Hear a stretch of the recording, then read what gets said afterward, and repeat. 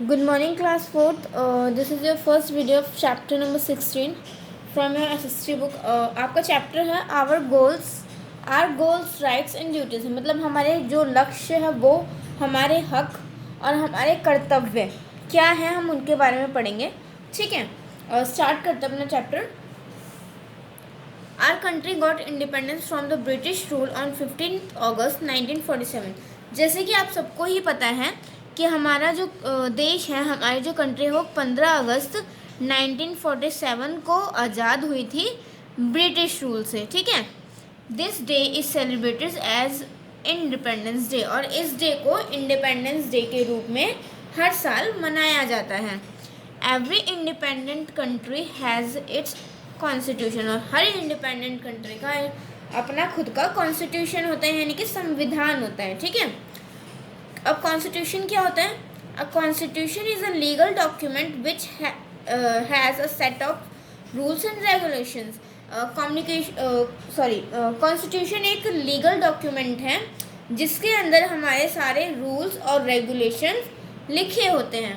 ठीक है, the government runs the country according to this rules and regulation, और जो हमारी सरकार होती है वो कंट्री को उन्हीं रूल्स और रेगुलेशन के बिहाफ पर चलाती है, उन्हीं रूल्स और रेगुलेशन को फॉलो कर कर अपनी कंट्री को चलाती है। ठीक है, आगे हम बात करेंगे आवर कॉन्स्टिट्यूशन एंड इट्स गोल, हमारा जो संविधान है उसके बारे में, और उसके जो गोल हैं, उसका जो लक्ष्य है उसके बारे में हम आगे बात करते हैं। The leaders of our country appointed a committee to prepare the constitution of India. India का संविधान बनाने के लिए हमारी कंट्री के कुछ लीडर्स अपॉइंट किए गए थे। ठीक है, एक कमेटी बनाई गई थी जिन्होंने हमारे इंडिया का संविधान बनाया। द कॉन्स्टिट्यूशन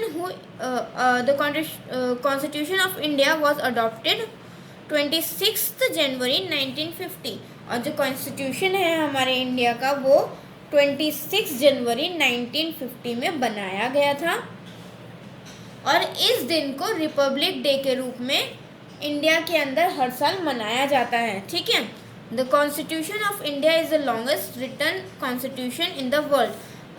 जो इंडिया का संविधान है वो पूरे वर्ल्ड में सबसे बड़ा संविधान है, जो सबसे बड़ा लिखित संविधान है। मतलब कि सबसे पूरे वर्ल्ड में इतना बड़ा संविधान नहीं है किसी का, इतने सारे रूल्स एंड रेगुलेशंस नहीं है किसी के। ठीक है, the constitution of India says that India is a sovereign socialist secular democratic Republic. Let us learn the meaning of this word. अब हम इन वर्ड्स की मीनिंग पढ़ते हैं। ठीक है, सॉवरन मतलब means that we are free to run our country in any way we like, और मतलब कि हम अपनी कंट्री में किसी भी जगह जाने के लिए फ्री हैं, जिस तरह से हम चाहते हैं उस जगह जा सकते हैं। सोशलिस्ट मीन्स होता है कि सभी को सेम ट्रीट करना, किसी को ये नहीं कि तुम्हारी बड़ी कास्ट है तो उनकी नीची कास्ट है, तुम उनको अनइक्वल तरीके से बात करो, अनइक्वल बिहेव करो, ऐसा नहीं है। सभी जो है वो सेम है। ठीक है, secular means that all the religions are equally respected, मतलब कि जितने भी रिलीजन, जितने भी धर्म हैं हमारे इंडिया के अंदर वो सारे के सारे सामान्य माने जाएंगे। ठीक है, नेक्स्ट है हमारा democratic means the government is elected by the people of the country. Democratic का मतलब यानी कि लोकतंत्र। हमारी जो सरकार होगी हमारी कंट्री की, वो कंट्री के देशवासियों यानी कि नागरिकों के द्वारा चुनी जाएगी। ठीक है, नेक्स्ट है हमारा Republic means the country is run by the people not by any king. मतलब कि रिपब्लिक मतलब ये है कि जो हमारी कंट्री है वो किसी एक इंसान के द्वारा, किसी एक पीपल के द्वारा चलाई जाएगी, ना कि किसी एक राजा के द्वारा। ठीक है, आगे हम बात करते हैं हमारे फंडामेंटल राइट्स क्या हैं।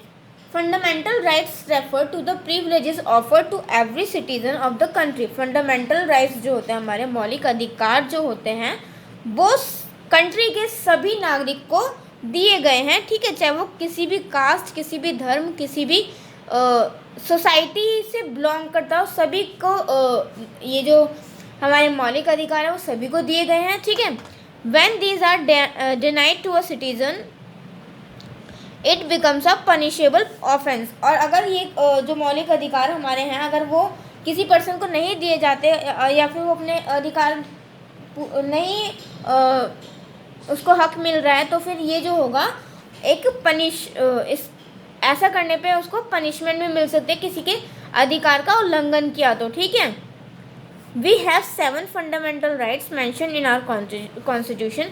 हमारे 7 फंडामेंटल राइट्स हैं जो सभी के मौलिक अधिकार, हर नागरिक के 7 मौलिक अधिकार हैं जो कि उनको दिए ही जाते हैं, उनसे उनका अधिकार कोई नहीं छीन सकता। अब उनके बारे में पढ़ते हैं। राइट टू इक्वालिटी मतलब कि समानता का अधिकार, कि सभी कानून की नज़र में सभी जो हैं वो इक्वल हैं, यानी कि सेम हैं, ठीक है। नेक्स्ट है हमारा राइट टू फ्रीडम, यानी कि स्वतंत्रता का अधिकार, कि हम अपनी मर्जी से कुछ भी बोल सकते हैं, कुछ भी कहीं भी जा सकते हैं, कोई सा भी प्रोफेशन चुन सकते हैं। नेक्स्ट हमारा राइट टू रिलीजन, हम अपनी मर्जी के अनुसार अपना धर्म चुन सकते हैं। Right against exploitation, it means that one can not hurt or injure anyone in any वे, कोई भी किसी को कैसे भी किसी भी तरीके से हर्ट नहीं कर सकता और चाइल्ड लेबर नहीं करा सकता, क्योंकि चाइल्ड लेबर जो है वो इलीगल है। अगर ऐसा कोई करता है तो उसको सज़ा मिलेगी।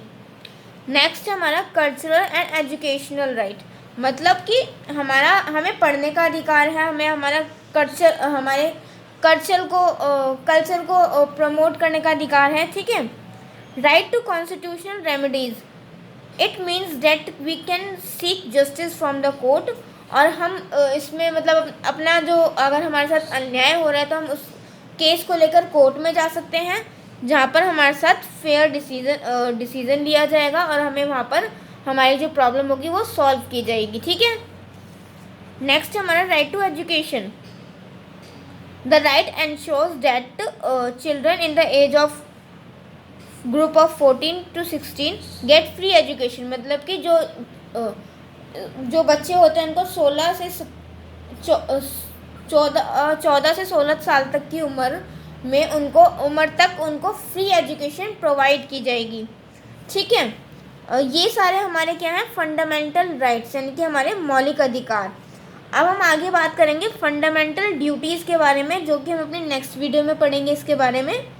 इस वीडियो में हम यहीं तक पढ़ते हैं।